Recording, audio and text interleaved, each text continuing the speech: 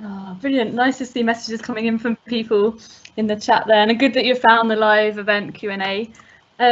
Well, I'll make a start now at 11. I was just explaining to anyone that was early that this is the first time I've used this event system, which is a bit different than Zoom, a bit different to what I'm used to, which means that we're broadcasting, but we can't actually see who's here listening in, but we can see the questions you're sending in to our speakers. So please, yeah, feel free to use a chat, feel free to introduce yourself on it as well.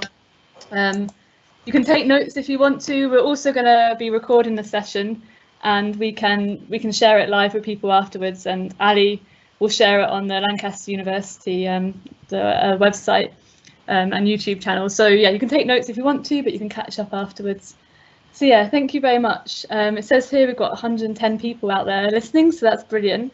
And it's great that there's so much interest in this area, and it's also really good because I guess in non-pandemic times this would have been a seminar in LEC, in the Lancaster Environment Centre here at Lancaster University.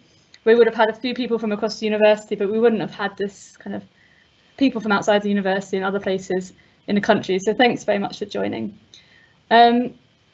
This session really came about because I attended a webinar back in July with Westminster Forums that were talked a lot about the future of UK agricultural policy, and I had loads of different perspectives coming in from farmers, farmer groups, from policymakers, and from conservation groups and advisors. And it was fascinating how these different perspectives were coming together and like looking to the future of what UK agricultural policy could deliver for us, or potentially could not, if we didn't learn from some of the mistakes we've potentially had in the past.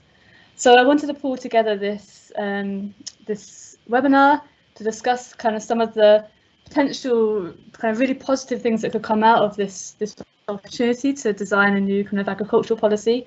And I have to admit, the title says UK agricultural policy, and Elise works in Scotland, but it is a devolved matter agricultural policy. So a lot of what we'll be doing is actually probably focusing on the English kind of approach, and that will be adapted or will be totally different in the devolved nations, and there'll be the discussions going on around what's happening there. So it's important to point out at the start.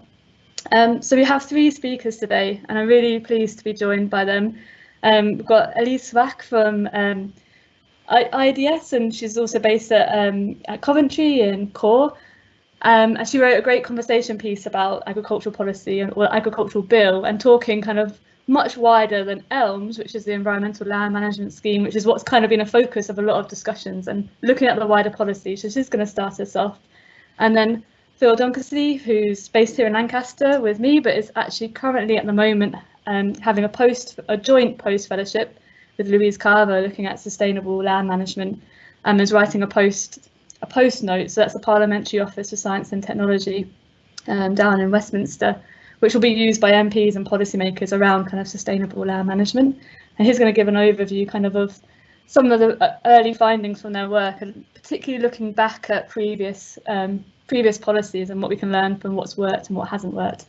And then we will be joined by Judith Tsoulvalis from Sheffield, and she's been working on a great project alongside Ruth Little and others in Sheffield, in partnership with DEFRA, looking at how do we actually engage kind of the really widely and kind of more harder to reach farmers, because that's really important that we don't just kind of engage the people that are already engaged and already trying to change their practice, but we engage really widely and bring everyone with us. So should be a really fascinating session. We're going to have the three talks from the speakers, and then we're going to look at all the questions at the end and have as much of a panel discussion as we can. But obviously there'll be quite a lot of things coming in, so we'll try and cover as much as we can in this hour. So first, Elise, can I invite you to come live? I think I need to click on you here. Sorry, this is a bit... Okay, I'm going to send you live, and then once you're ready and you want to share your screen, maybe you want to introduce yourself, because I'm not sure they're better to see you and your slides at the same time. So. Yeah, everyone, thank you very much for having me. As Rachel said, my name's Elise Wach. I work at the Institute of Development Studies, doing political ecology research on food systems. What I'll talk about today is a bit from my PhD research, which I completed through the Centre for Agroecology water and resilience, which is very catchy name, so we refer to it as CORE at Coventry. And I'm also a food producer, currently working in Somerset at a community food project. So let me see. I did this before.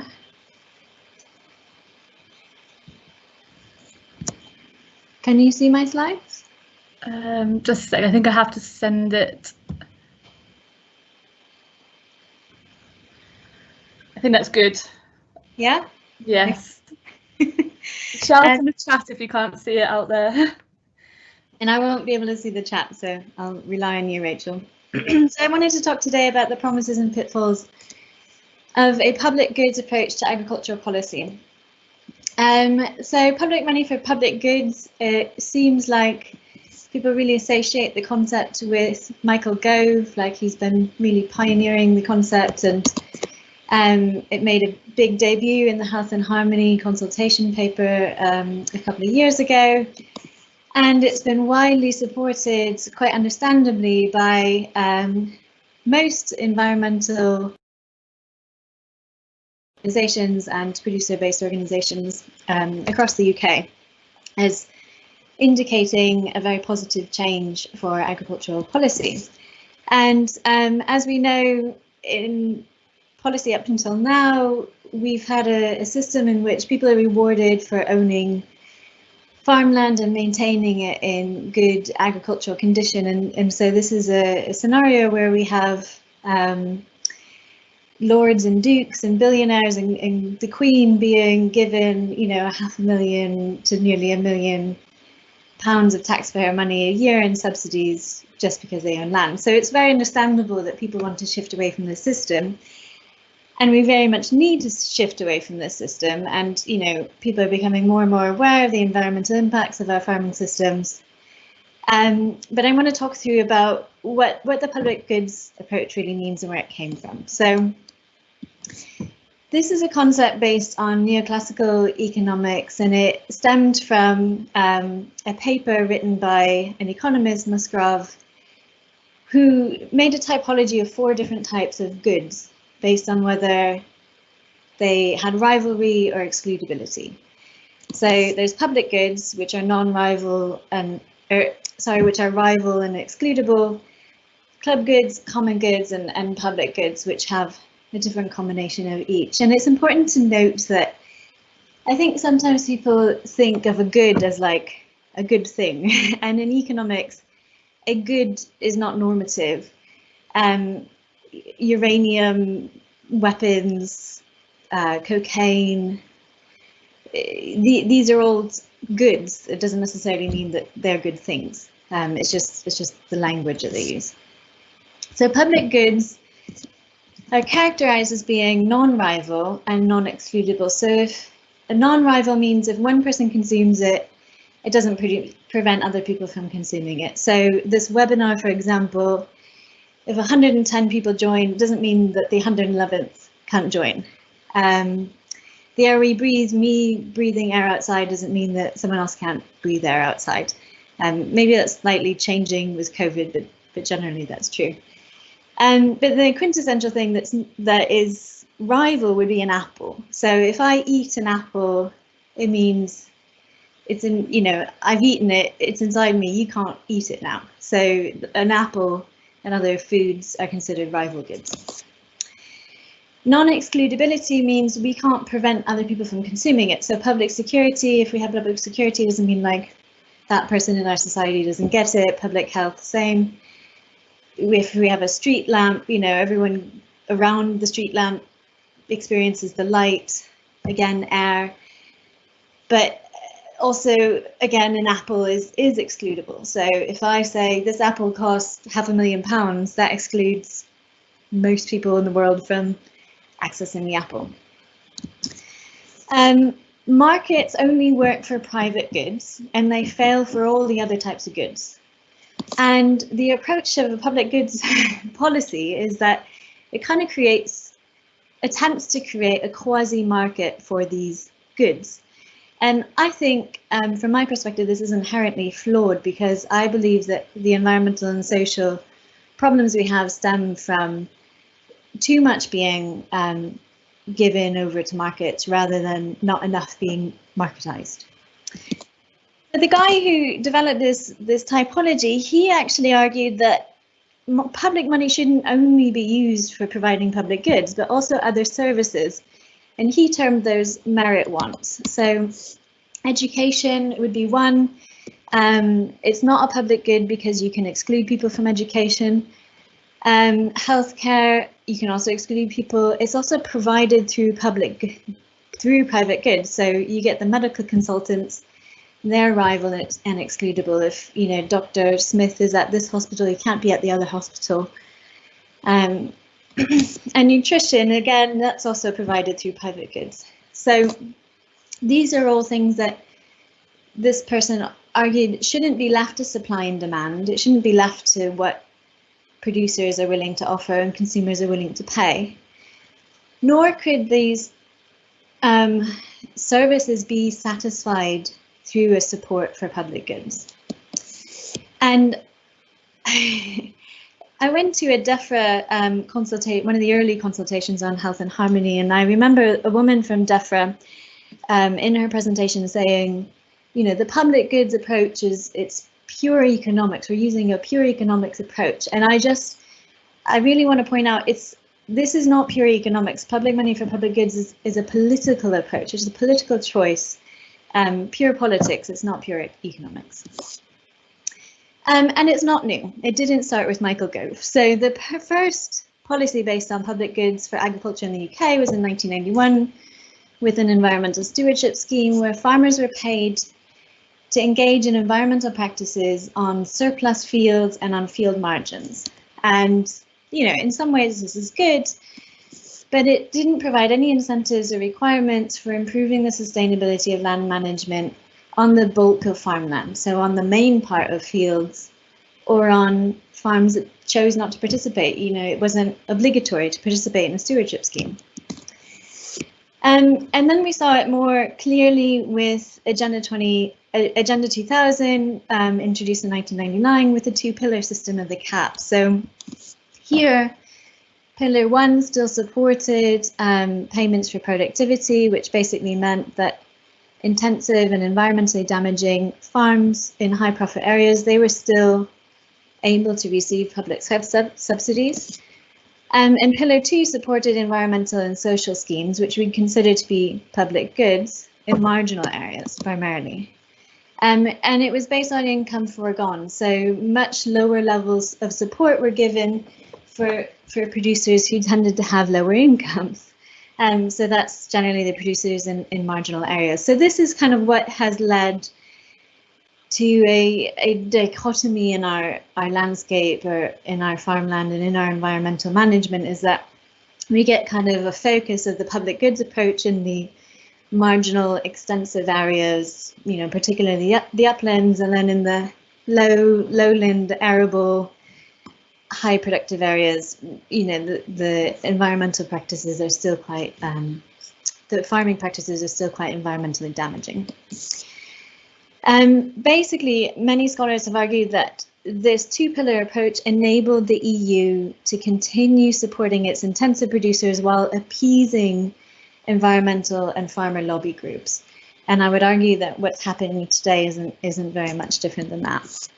And it reframes subsidies as supporting the multifunctional role of farming in society, rather than saying we're giving subsidies to support productivity, which wouldn't really comply with the changing WTO regulations at the time. So it was more of a reframing rather than a real step change in policy.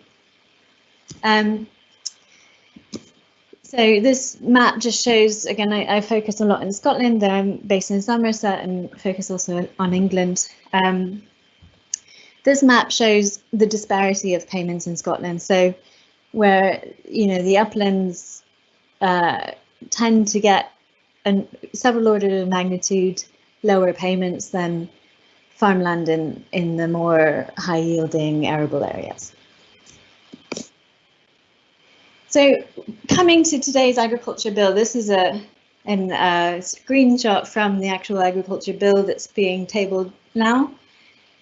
We have the same basic two-pillar system.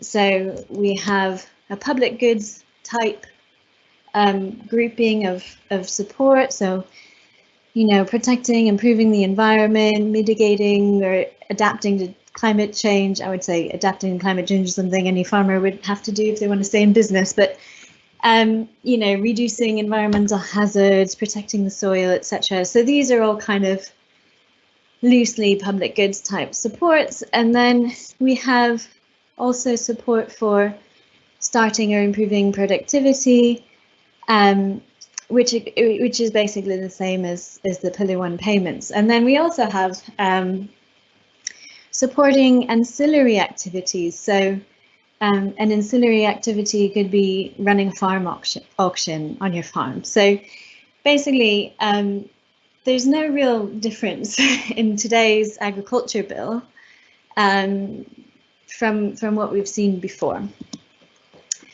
This is problematic in terms of things like, you know, mega farms, which are, people mostly agree, are environmentally damaging and not very high welfare. So basically the mega farms and all kind of high profit farms, they don't necessarily need subsidies to be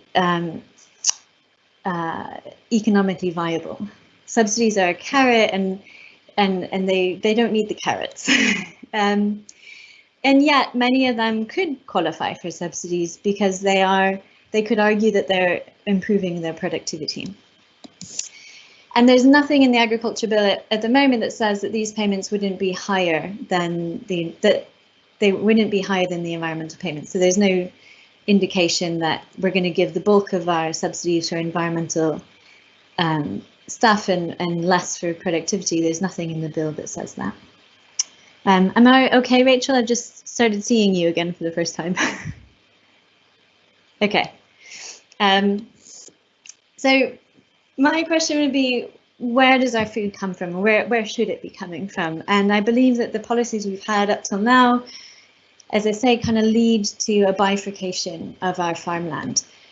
So the public goods subsidies don't require producers to contribute to healthy diets or even produce any food at all. You could rewild your farmland and get subsidies. Unsustainable and intensive farming can still continue and also receive subsidies, and it doesn't need to contribute anything to healthy diets at all.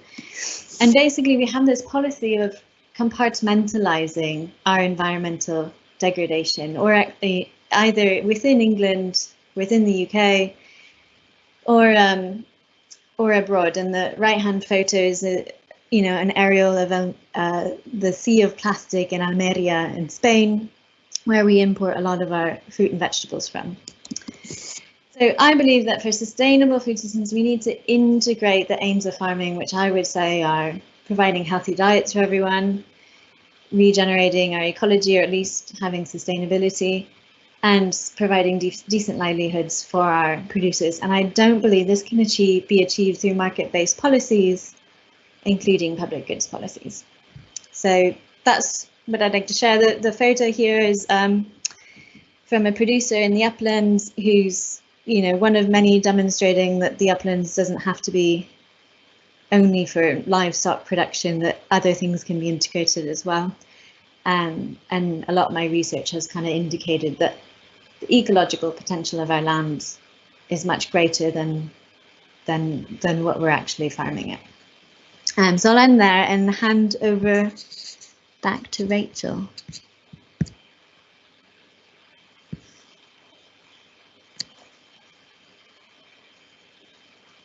And I can't hear you. You're on mute, Rachel.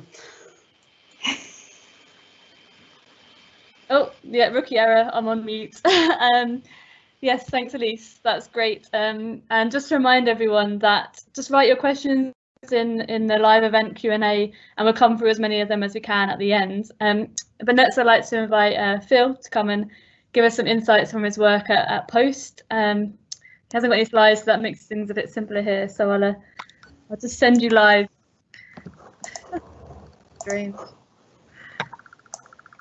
There we go, Phil. Fantastic. Thank you very much, Rachel. Thank you very much, Elise. That was fascinating and a really good starting point for what we're going to talk about now, covering this work from Post. This is my first digital event. I don't know how people can raise their hands to tell me if I'm speaking too slowly or quickly, but if I am, I'm sure I'll be able to see some comments in the live Q&A. But feel free to just put your hands up and say if I'm going too fast. So, good morning, everyone. My name is Philip. As a brief introduction to myself, I'm a landscape ecologist and entomologist working at the Environment Centre with Rachel. I'm currently collaborating with the Parliamentary Office for Science and Technology, also known as POST. They're based in Westminster, and they are the sort of in-house source of independent research regarding public policy issues related to science and technology. So that can cover anything from biology and health to energy and environment, even to computing, physics and social sciences. And what they tasked me with is a systematic review of sustainable land management in the UK. So I guess the first thing I should probably tell you about is what the current situation is in the UK, just briefly building on what Elise has already said. So we're really at quite a pivotal moment in landscape policy for England and the wider United Kingdom. We're departing the EU, and with that we are leaving Common Agricultural Policy, or CAP, which has formed the background of most of our sort of subsidies for farmland since its introduction. We're also introducing the new agricultural bill, which in its current state is meant to be more of a stepping stone between CAP and ELMS, which we'll hear about later. ELMS is the new environmental land management scheme.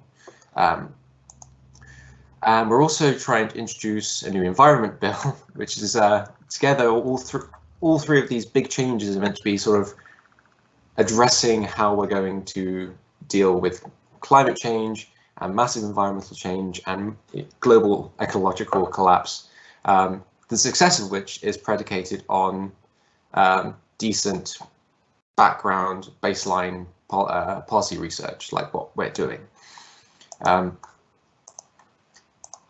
So what we're trying to do, we're trying to meet these sort of hugely rising demands for food and fuel, adapting to climate change and sustaining biodiversity, ecosystem services and livelihood. And I think what you may have noticed that thus far is that I've said the word sustainable probably about 10 or 15 times already, and I've yet to actually define it. And that is the first major task that we're being given. I don't have any slides, so it should just be my face. Hopefully that my face is being recorded.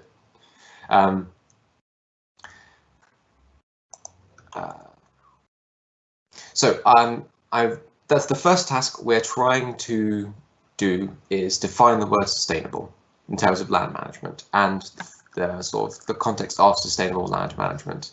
And what we've found from our literature review thus far is that there is no one decent, understandable definition of sustainability. It means lots of different things, and it's often used as a filler or a buzzword in order to sort of get over having that point put across. But generally, we can sort of phrase sustainability in terms of the ends of two axes. You have sort of an engineering or economics sustainability, where you have to build a system where you can keep extracting the same amount of resources from it over and over again indefinitely. And that's, as we know from working in environmental sciences, Rachel and I, that's not really physically possible, given that we're working in a constantly fluctuating planet. We're not working in an engineering system. So really, when we're talking about sustainability, we also have to bring in that concept of, we're not trying to build towards a steady state where we can keep exploiting the environment. We have to engage with the constant fluctuating state of the environment. And that's where trying to build this sort of definition of sustainability has really been very difficult. Now, the other thing we're trying to do is we're trying to find out what existing methods are being performed within the UK for establishing more sustainable management of our landscapes. And thus far, we've been splitting this into various different groupings, different topics, and 3 have been really dominating our discussions thus far. That's the sort of the food and farming side of things. So how do we sustainably produce food in the UK? The rivers and water side of things. Living in the Northwest, we're all very familiar with constant flooding, but also droughts down in the Southeast. And finally, the cultural and heritage aspects of sustainability. And that is then linked to something where I think that the review we're doing at the moment is quite so interesting. And that is trying to connect with and work with landowners themselves and trying to find out what barriers there are to implementing any sort of government level policy based on sort of local historical or cultural associations with landscapes. So what I'm going to do now is I'm just going to briefly go through those 3 topics and talk about what sort of sustainability options have been explored already and where we're sort of leading this review. So within food and farming, sustainable land management is primarily defined as maximizing productivity of land whilst minimizing its degradation. And arable and pastoral farms are inherently very different systems, but they're actually quite nicely reconciled in terms of what we mean by sustainability in these systems, because we're basically going to be talking about input-output dynamics. Now, those input-outputs are often, well, I found myself trying to get past the difficulty of thinking about local versus exported sustainability as was brought up previously by Elise. Now, one of the interesting things that we're seeing is that according to the DEFRA Farm Accounts report from this year, there are about 15% of farms in the UK are currently running at a financial loss. And they're achieving this, and they're still staying in business. When they're achieving this by taking on subsidies, but also exporting those losses and introducing higher levels of non-localized inputs into the system, so that the farm business itself remains financially stable. And that can be quite tricky when we're talking about trying to get farmers to be more sustainable if they can just export their less sustainable accounts. When we're talking about ELMS, this new coming system, which we discuss later in the program here today, we have to first talk about the fact that there's intended to be a sort of 3-tier system to ELMS. So we're abandoning the concept of pillars and replacing it with tiers.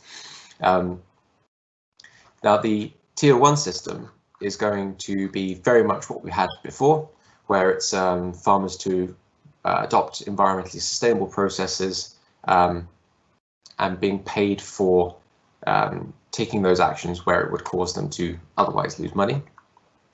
And then Tier 2 is for more advanced versions of that, where it's happening on a slightly larger scale and requiring more specialist knowledge, be that tree planting, flood mitigation, or habitat creation. And then Tier 3, which is where things get really interesting, is doing all of that, but on a much broader landscape scale. And that's projects like peatland restoration or wildflower meadow restoration.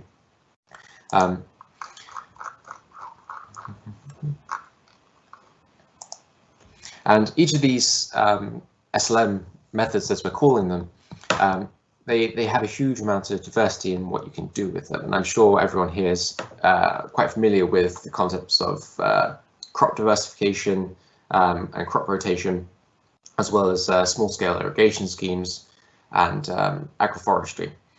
What we're also seeing is quite important and quite a growing concept, particularly within the United Kingdom, is organic farming and zero tillage farming, basically trying to minimize the removal of resources in systems and increase the input and the restoration of resources into systems in agricultural farms. But also there's a huge amount of agroforestry and silvopastoral systems. So that's systems where they're planting small amounts of forestry in a scattered manner throughout pastoral farmland. And that can be shown to be incredibly effective as a way of sort of doubling up the function of your landscape. So you have both farming outputs and also environmental outputs by increasing your tree planting. And just finally, with regards to the farming, one of the most interesting things that we're seeing is the growing use of agricultural technological approaches. And this can be the computerization and digitization of farm inputs, so the use of higher end technologies in fertilization regimes. So we have satellite controlled monitoring and fertilization systems. Basically, rather than dumping all of your nitrogen and fertilizer across your entire farm, we're now doing precision agriculture, only apply fertilizer to arable systems where it's actually specifically needed, and reducing the overall burden that fertilizers put on the environment. But also we've got a number of researchers, even within LEC, who are doing research into more advanced plant breeding programs.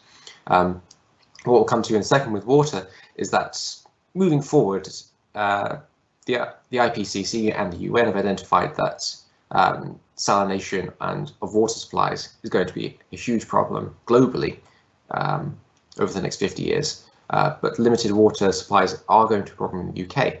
Sometimes it doesn't feel that in the Northwest, but it is going to happen. So plant breeders are now focusing on creating drought and salt tolerant versions of common crops in order to reduce agriculture's burden on our water supplies.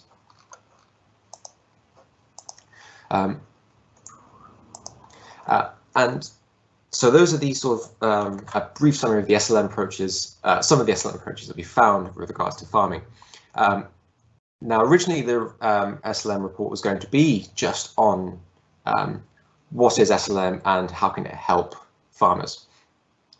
But since beginning it, one of the things we've noticed is going to be quite a lot more useful, particularly for government and for people engaging with ELMS, is this is all a very top-down approach. ELMS has tried to engage with farmers with some success in its trials, but what are going to be the major barriers if we're trying to implement this on a sort of a national scale?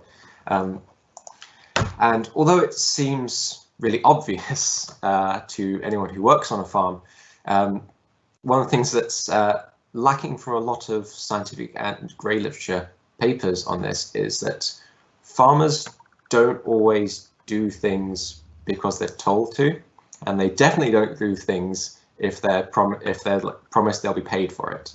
I think it was a fantastic quote I've always come back to, is that the economic or environmental benefits may not be sufficient to convince a complete revision of traditional land use.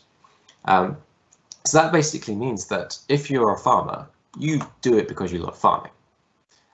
You don't do and any extra benefits of that, you kind of have to really frame any sort of government scale change to your land use.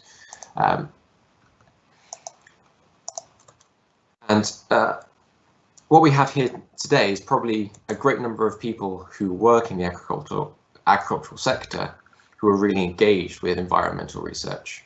But 70% of the UK is farmed. So if we're going to try and format this huge landscape national scale revision of how we manage our farms in order to make them more sustainable, we need to encourage not only the good players who come to events like this, but also the less good players who keep farming because it's in their family and it's their land and they want to manage it how they want to, which is absolutely fine. We're not trying to sort of change how people live their lives. We're just trying to instill more sustainable methods into what they're doing, whilst also trying to understand, and this is the really key bit, trying to understand what motivates them and why they're doing what they're doing. And this is why sort of the more psychological and sociological research side of things is indicating there's going to be so many local, societal and cultural factors that are going to be an impediment to any national scale change imposed by ELMS. And trying to understand those and trying to work with those rather than work around them is how we're going to get ELMS to actually work in the next, well, by 2025. Now, one of the things that we talked about earlier with the Tier 3 approach is the sort of landscape scale approach to conservation and sustainability. And as with what Elise brought up in her talk, CAP inevitably paid people who had more land because they paid according to the hectare. Now, one of the concerns we foresaw with the Tier 3 approach is that if you're paying people more to do bigger landscape scale approaches because those have more environmental impact, then you may end up inevitably paying the same people who have more land more in order to achieve that. And this is where the concept of farming cooperatives really took off in our reading. And the general consensus on our end is that farming cooperatives are far more successful in mainland Europe than they are in the UK, for many, many reasons that we don't have time to go into today. Now, the concept of a farming cooperative is generally revolves around farmers working together to produce more food as a group. Now, where this sort of comes together with the Tier 3 approach in ELMS is that farming cooperatives can also work together to affect conservation and sustainability approaches on a far bigger scale. And we found two, at least thus far in our sort of early stages of our search, we found two really good examples of where this is already being done in the UK, and they're going to be key examples that we're going to be presenting in our report, and that is one research project, in fact, associated with LEC, which is the Eden Demonstration Test Catchment project, and that was a river catchment scale cooperative approach of farmers working along a river in the Eden Valley in the Lake District to cooperatively reduce their overground diffuse pollution into the river. So they're working together to lower the pollution levels in the river and therefore and as a result, making their land more environmentally sustainable. I think that's really cool. And the other example, which is just started, is in association with the North Pennines AONB, and they are working, they've brought together a huge number of farmers across the North Pennines to restore the landscape there floristically. So that's planting more hedgerows, increasing diversity of flowers and hay meadows, and just that sort of landscape scale approach is also incredibly impactful for wildlife. So there is a huge amount of hope that Tier 3 ELMS won't just be for the big landowners, it will be for people who work cooperatively to affect greater change that they could just on their own. And now, just very briefly, because I think I've got 2 minutes, I just wanted to give a quick shout out to the other sort of sustainability that isn't really acknowledged within within sort of the idea of CAP and sustainable land management very often, and that's cultural and historical sustainability. So within the UK, we're hugely blessed to have a huge amount of open access land for walking. We also have a large number of parks and great public footpath system, and an appreciation for the extent of that and preservation and hopefully extension of that moving forward is another key part of this. We can't just have landscapes in the UK that are producing food to keep the population going, and not caring about the broader environmental implications. We also need to really emphasize the huge benefits in terms of culture, art, psychological, educational, sociological benefits of open spaces. And so these cultural ecosystem services, as they've been called within the literature, are fantastically important and should be preserved and even encouraged, particularly within agricultural sector. So public access to farmland is quite a tricky subject because getting people onto farmland means impacting crops and farm animals. But things like the right to roam were hugely beneficial for the public in the UK and allowed us to connect better with our environment, with nature. So moving forward, that's really one that should be considered on par with sustainable food production, with sustainable water management. It's all just as important. It shouldn't be put by the wayside as it typically is when working with environmental research. So I just want to say thank you very much, Rachel, for inviting me to talk very briefly about what we've been doing working with POST for the past 4 months. We've still got 3 months left to go, and I think one of the most important things I should say is that anyone here who'd like to comment or provide any really good examples of where they've worked cooperatively, or where, also very important, where they've attempted a cooperative approach and it's failed due to some sort of social or economic or historical reason. We really want to hear about those cases where things both worked or things where they didn't work, because we want to try and avoid repeating the mistakes of the past. So thank you very much, and I will ask Rachel to take me off live now. Rachel is sorting a few technical background issues. So this is Ali Burkitt from Lancaster Environment Centre. I've got a few questions to put to you first, Phil, and then we'll take some more for Elise. First question. I don't know if you can see these as well in the live chat Q&A. But the first question is, in the tier one is nutrient management. Have there already been published the practices and procedures which farmers need to follow to be eligible for that payment? And if so, where can I find the details? Which has come from Alejandro. Well, hopefully our next speaker will be able to answer this in more detail, but ELMS is not fixed. ELMS is definitely not prescriptive currently. It's all in a trial phase. So there may not be an answer for that right now, but any evidence from the ongoing, I can't remember the number, but it might be 22 or it might be 22 ongoing ELMS trials happening in the UK will be used to inform what sort of standards that these payments will need to be met at. Because at the moment, the agricultural bill, as I said, is more a stepping stone to ELMS. It basically, it's a legislative bill that says that the government can pay things according to how things have always been up until a point, and gradually ticking them down and being replaced with ELMS on sort of a stepwise switch over. So right now, I believe things are just as they were before. Thank you. I hope that answers this question.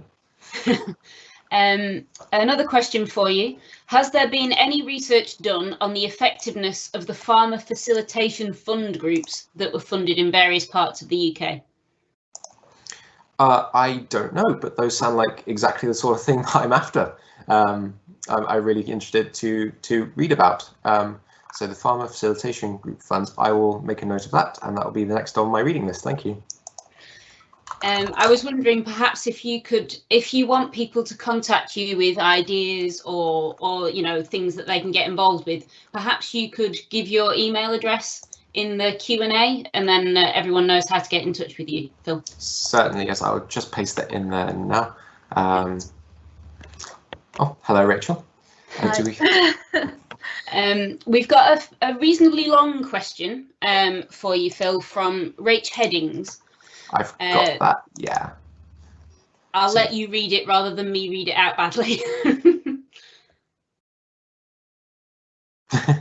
Yes, good old resilience. So sustainable and resilient are technically different things, although yes, this is exactly what we're trying to deal with right now, is the ability, the sort of plasticity in a system is another engineering term that sneaks into sustainability talking.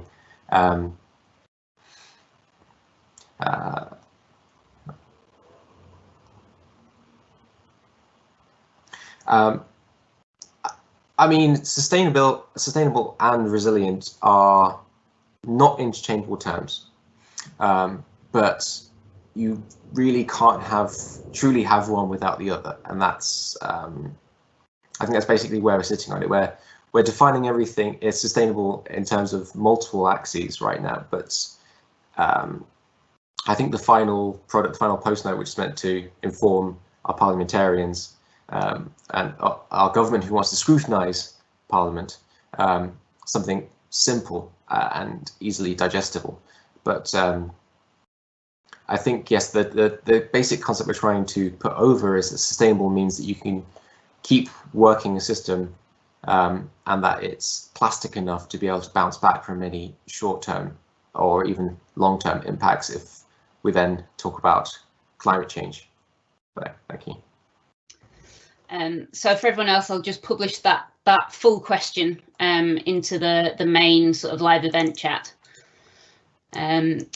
So we do have a few more questions for Eloise and one for both, but I think Rachel, you wanted to speak. I will just post my contact details in the chat here, so anyone wants to get in contact about anything that we've said, any requests I've made quite brazenly, please do feel free to email at any time. Thank you. And thank you, Rachel.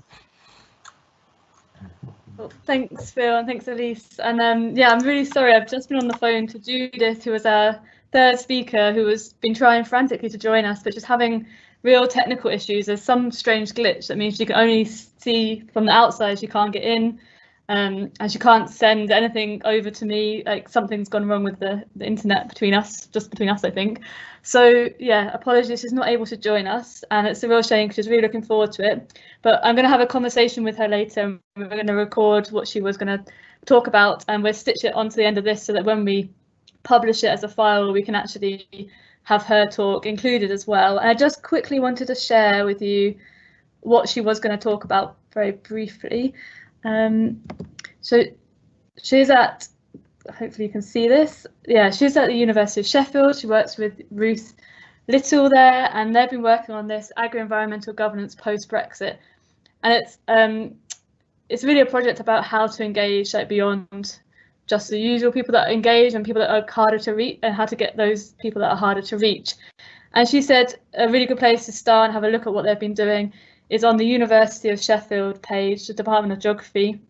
You can see here the full internet web address, so I can post that in the chat afterwards. And from there you can see the overview of the project, what it's about, but also the outputs. And they've written quite a lot of outputs that are relevant to all types of audiences. So there's papers, but there's also kind of reports and blog posts, and they're working a lot still with farmer groups. So yeah, she's very, very sorry she can't join us, and that we'll have a conversation with her, and we'll stitch that onto this so everyone can see that. Ali, do you want to go back to the questions? I'll let you. You said there's a couple for Elise, so I'll put Elise onto the. Not me.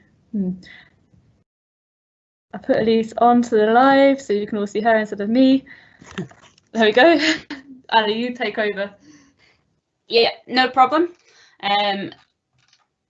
So we had a few questions for you, Elise. I'll start with one from Stephen Jacobs. He agreed that, however, funding is where we find an inconsistent approach from both market and government has been exacerbated by environmental degradation and market failure. How do we square that circle? Thank you. Yeah, it was an interesting question. I wondered if I wish that Stephen could elaborate more on what exactly he was asking, but I'm guessing you can't get him to speak. I think he can reply to what we've written, but I don't think we can make him audible, if you see what I mean. Okay, well, I'll start by trying to answer, but it's hard because I'm not exactly sure what he's getting at. But and some of this is just difficult to cover in such a short time together. But my research has basically shown how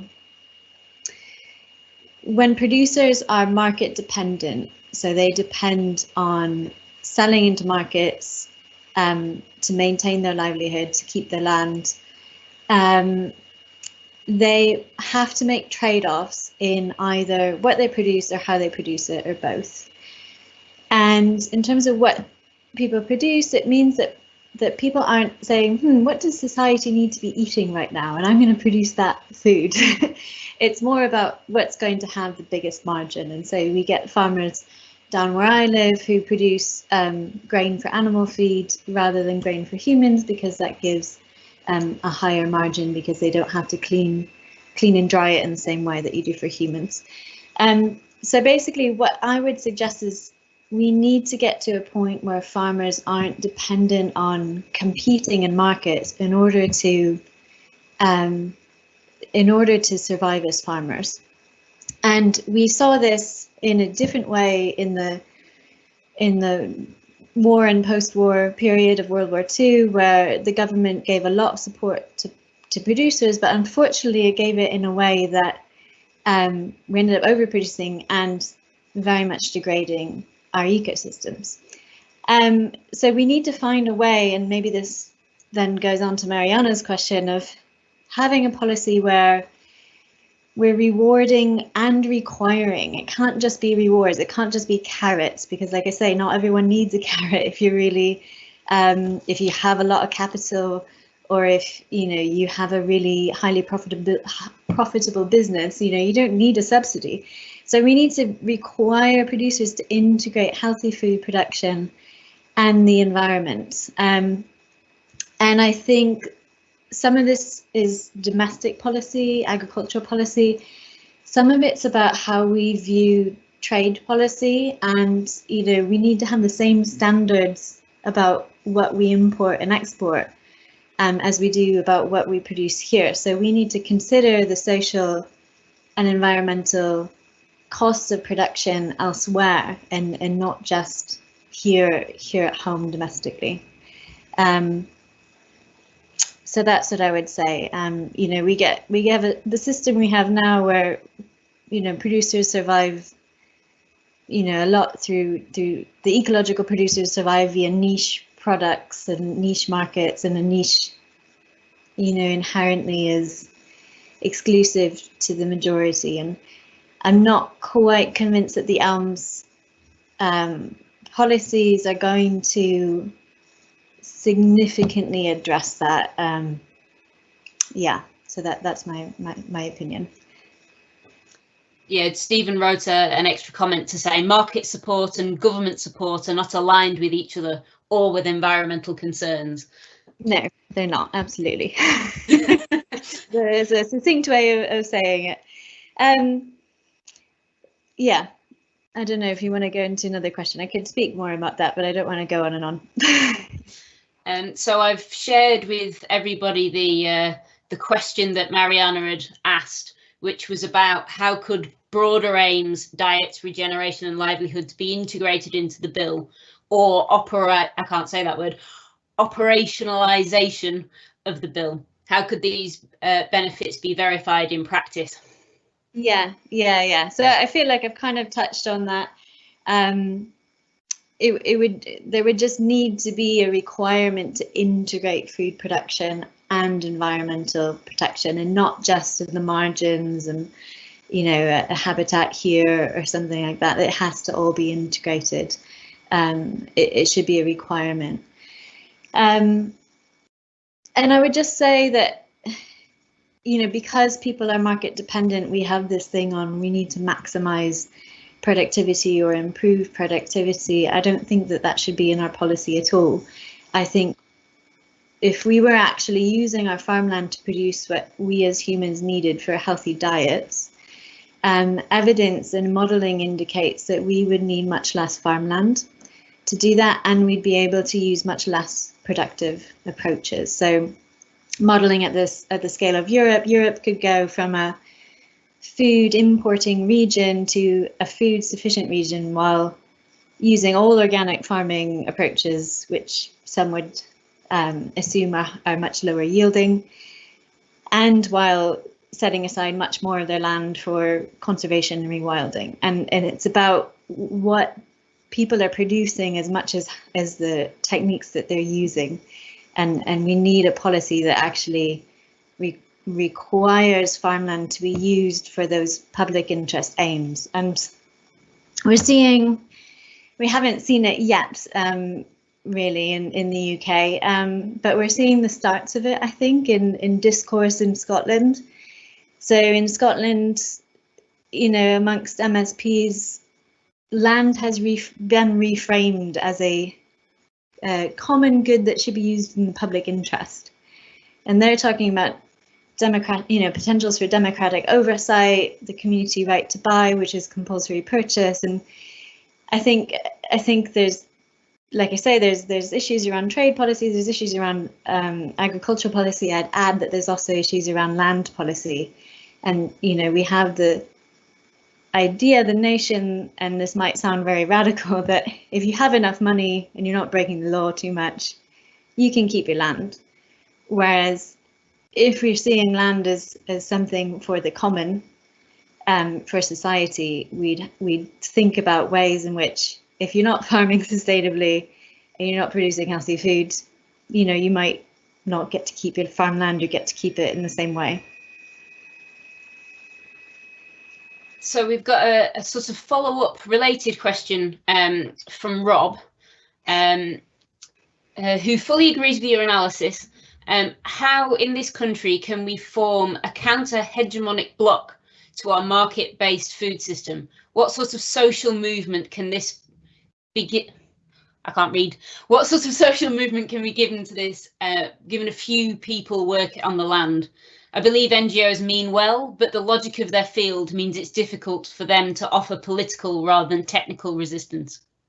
Yeah, I smiled when I read that question. I smiled again hearing it, just because it's a very difficult question, and one I've thought about a fair bit. I mean, yeah, most people,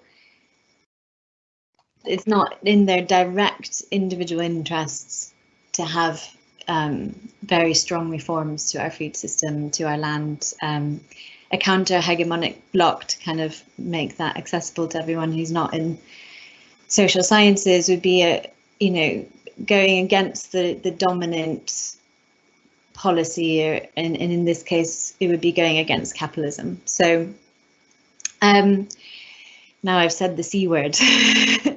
And I believe in this time we have to start with people understanding what capitalism is and what it isn't, and what the effects are, and from there beginning to think of ways to transition possibly away from capitalism. And you know, we don't have a fully capitalist government at the moment. You know, the fact that we're having social support for farming is not pure capitalism. But like I say, you know, using land to ensure that people have enough profit to have a livelihood, that is causing a lot of problems in our food system, and we need to shift away from that. And it's a much longer discussion. And I have, I'd be happy to engage in an email dialogue or another conversation about it, but I feel like that's a whole other can of worms. Like Phil, you could also put your contact email in the Q&A, and then people can get in touch. Absolutely, yeah. I'll hand over to Rachel. Thanks, Ali. Great job there, stepping in and doing that. And thank you so much, Elise and Phil, and Judith as well, for trying to join us without giving up for a long time. I'm trying to make myself live, but it's not working. Thank you everyone for joining us, and I think from the questions and discussion that's been happening, it's obviously it's a really interesting topic that has so much to go into, I guess. So yeah, Elise, if you want to put your email address in here, we'll also, if you're happy, we'll put the email addresses of the speakers and other links up on the site when we put the video live and share it. I'd just like to say thank you as well to Ali, a brilliant job helping me support on this. She warned me, because at the same time as doing this, we're also involved with the Northern Real Farming Conference, which is also online this week and next, where a lot of these issues are being discussed, but like with a really varied audience, more farmers than other kind of people coming into it. And it's been some great online discussions already. So check that out. There's still tickets available. So it's Northern Real Farming Conference. And yeah, it's great to see so much going on and so many good discussions in this area. Thank you as well to Lancaster University and the NA AgriFood as well, who kind of support my role and allow me to kind of put events like this together. Yeah, and thank you all for joining us and trying this out. So thanks a lot. So yeah, thank you very much, Judith, for joining us.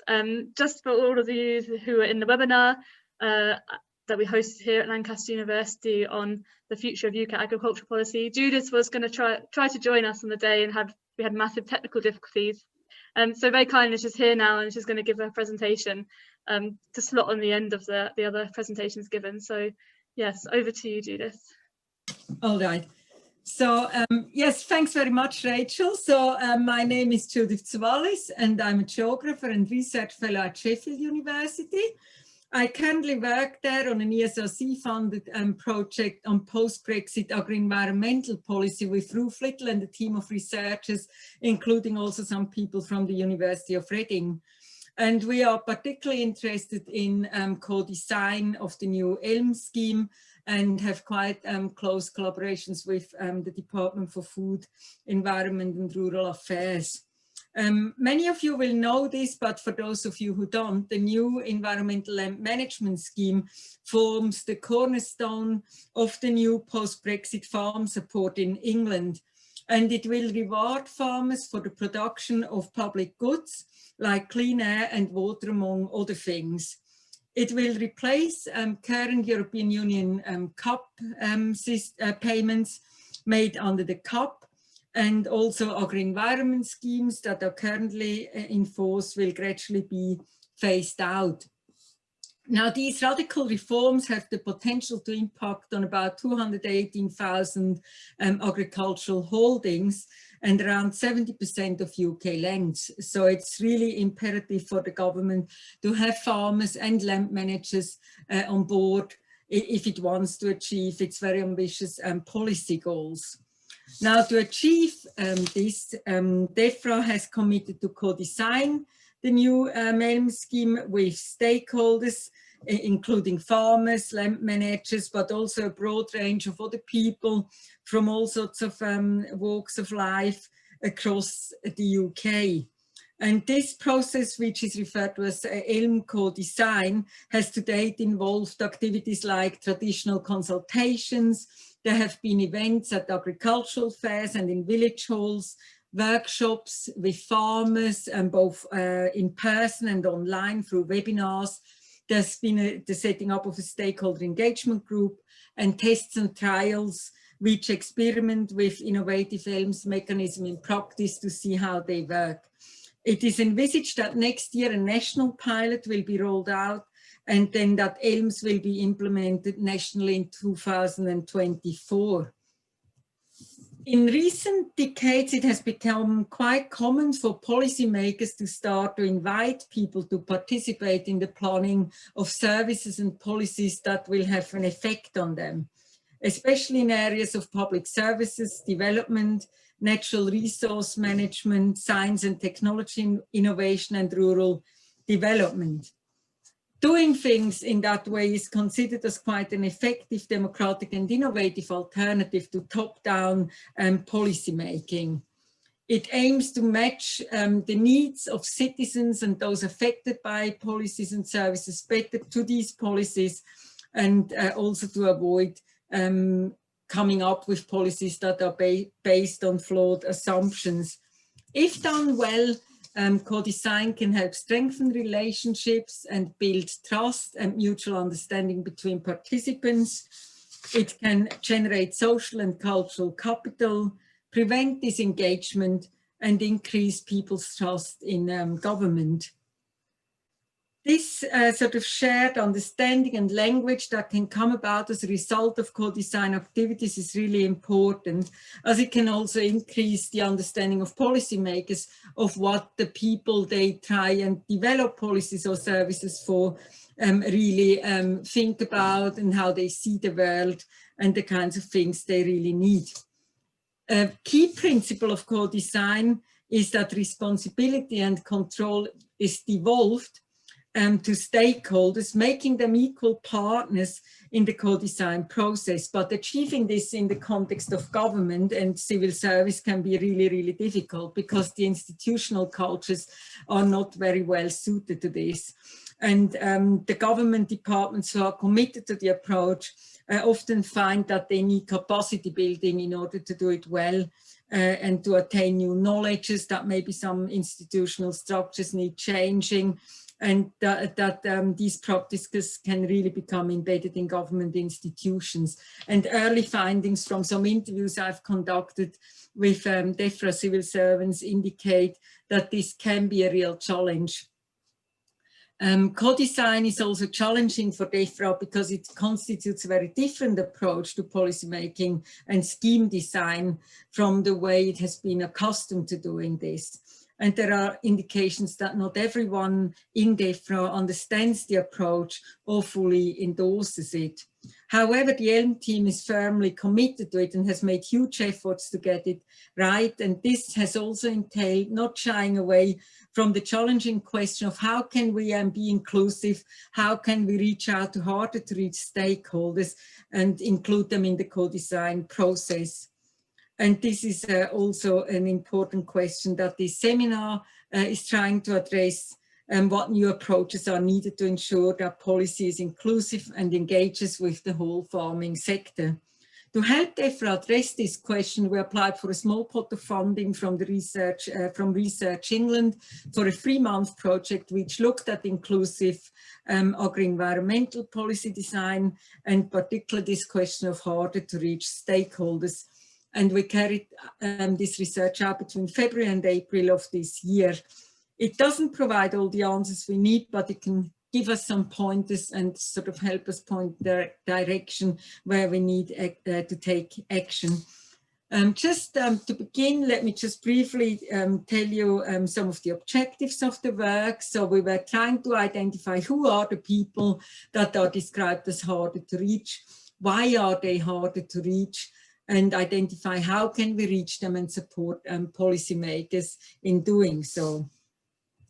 Among the research activities we carried out was a quick scoping study of 30 documents. This is a systematic review of the literature which was undertaken by Jess Leon, and it focused on hard to reach theory, different types of barriers that were identified, including practical and behavioral ones, and also solutions and recommendations made in the literature on how to deal with this problem.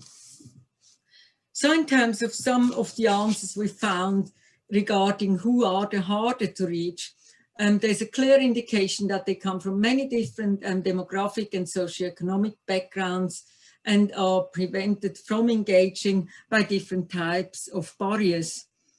Also, definitions of harder to reach people vary widely. Sometimes they refer to people who are not in contact due to lack of communication, or they can be hard to action because they do understand the policy message but don't really want to act on it, not in the way government desires them to act. Also, we have to remember that government can be hard to reach, and this is an important point to bear in mind. So I'm just going to show you on this slide some of the practical barriers that we identified. So obviously there's time and income. Many farmers are just simply too busy to take part. They're just trying to survive and are also concerned with a lot of off-farm work, diversification schemes. and don't really have a lot of time to plan for the long term. Excessive administration and bureaucracy can hinder participation not only in the co-design process but also in agri-environment schemes. Schemes can be too complicated, which leads to frustration, too much time being spent on admin and paperwork, and not really having the time to deal with these administrative issues. Technology is a very big issue, and I'll come back to that again later on. The digital divide, not everyone has broadband, and not everyone is literate in understanding these technologies and using them. And internet connectivity can be a big issue too.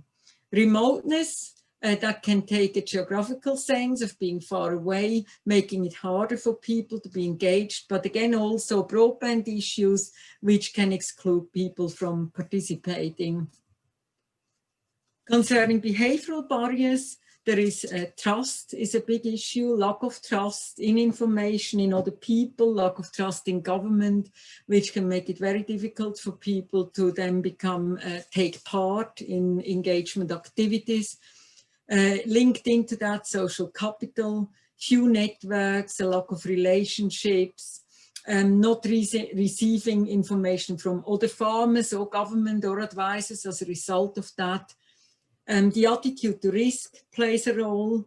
So people who have a sort of perceive things as very risky are more hesitant to engage with them, to take up new things. Perception is key as well, negative perceptions of government agencies or government representatives. Also perceptions of oneself, of how one is seen as a farmer. Hobby farmers, for example, sometimes not considered as real farmers. The priorities of the farmer or land manager need to be taken into account. For example, short-term financial concerns will impact on engagement, off-farm work will, the public could not be a priority, and the idea of a tidy farm, very much linked to that kind of sort of industrial farming culture, is also a very important point to think about. Inconsistencies in the messages received from government regarding a new scheme or a different scheme, contradictory information, simply being fed up with policy change and high turnover of agency staff are all really important factors that impact on participation. We sort of did a bit of a typology of farmers, even though this needs to always be treated with caution, but we did find that those associated with being harder to reach could often be older, they're more risk averse, there could be a lack of a succession plan, struggling with technology, and sort of with planning ahead, really. That could be difficult.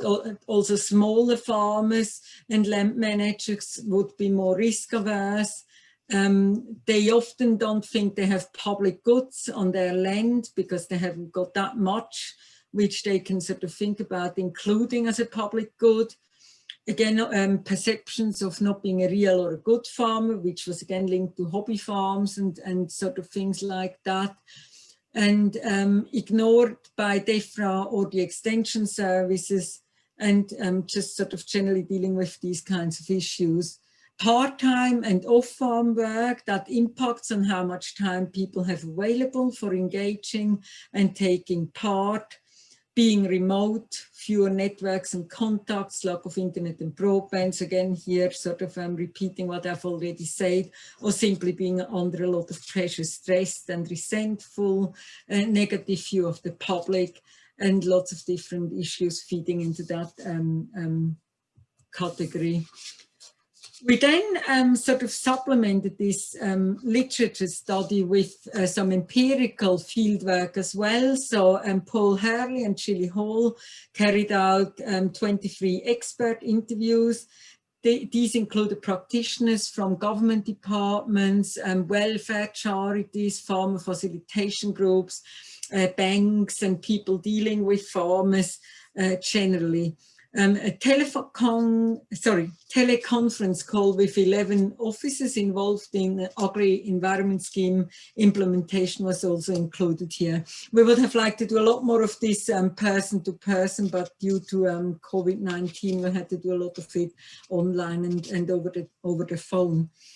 So what extra information did that give us? So in terms of the harder to reach, again, talking to these people confirmed that this is not a definite term, but rather a characterization, an adjective rather than a noun.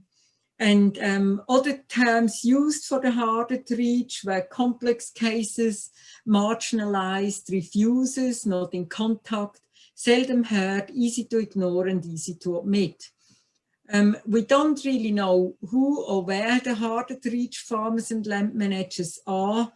But there was a question that asked these people to estimate how many of the people they related to would be hard to reach.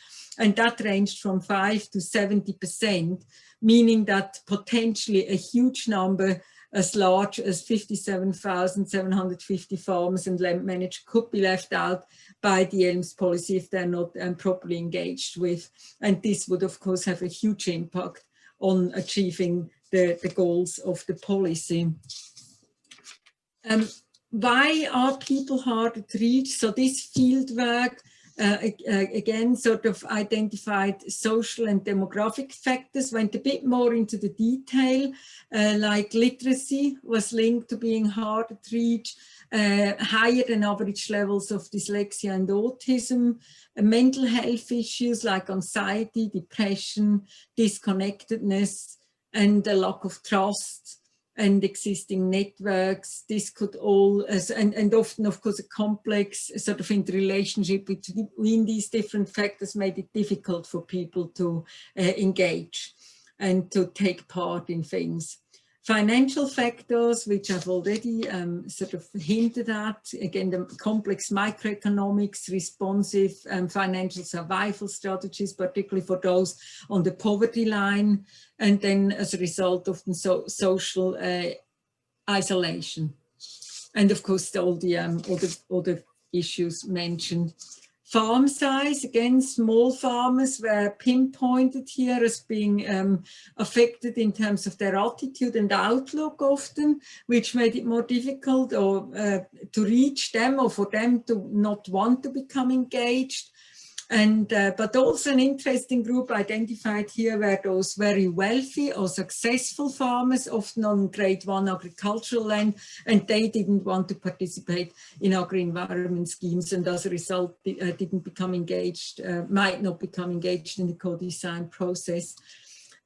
Geographical factors, of course the uplands were mentioned here, but also some parts down south were pointed out as being more remote and struggling with broadband access as well. In terms of technology, we come back here to broadband issues and phone signals and digital and administrative literacy. So people might need training with technology, might need help with computers in order to become engaged. And I'll come back to that in the recommendations. And very importantly, also past relationships with government bodies, bad experience with the past environment schemes, with the Rural Payments Agency, all these kept coming up. And also the fact that in terms of scheme delivery, there is rarely, it doesn't really sort of always apply to everyone. So there isn't really a one-size-fits-all approach that should be adopted. So how can we improve this? How can we try and make agri-environment policy more inclusive?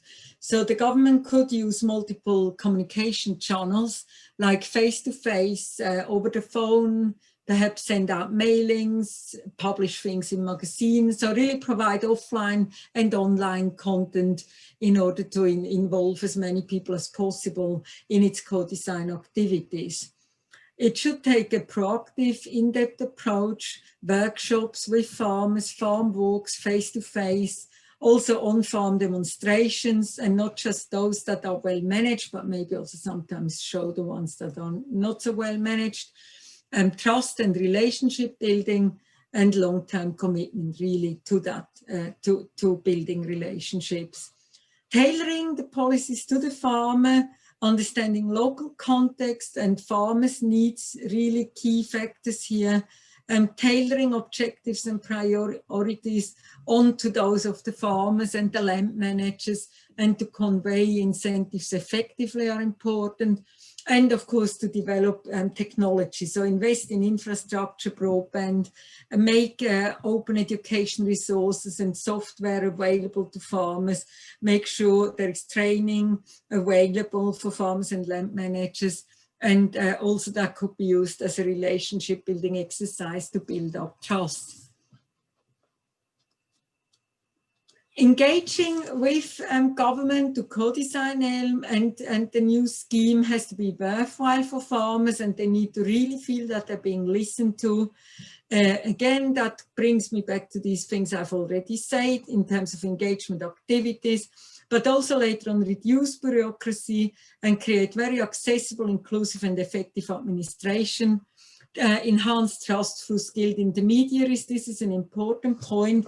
If it's difficult for government to reach farmers because of the issues of trust that have been created in the past, then a good way to get around this is use people that can go between government and farmers, people that farmers do trust, and involve them to try and reach the harder to reach farmers and land managers, include them in the co-design activities, and also ensure that the transition to the new scheme is really well managed. If you want to have further information about our work and what we do, here is a link to our project and to the outputs. You'll find all the reports there to the harder to reach work, but also to the work of the broader ESRC project, which is ongoing. And if you like to get in touch with any of us from the project team, I've included our contact details here. So thank you very much for your attention and for listening to this presentation.